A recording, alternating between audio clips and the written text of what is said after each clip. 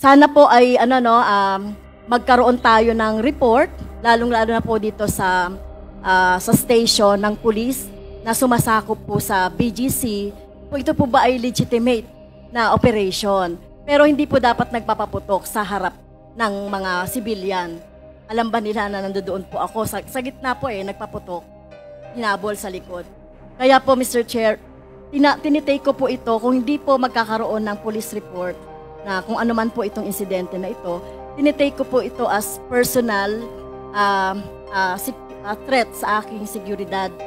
Dahil alam niyo naman po, Mr. Chair, diba, minsan na po akong pinagbantaan ng dating presidente Duterte at sa araw-araw na pagsasalita din ng Vice President Sara Duterte ay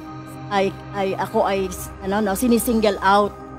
Kaya po, Mr. Chair, gusto ko po sana na magkaroon na ng full incident report or police report sa nangyari kahapon doon sa BGC. At maituring po ito na makonsider itong serious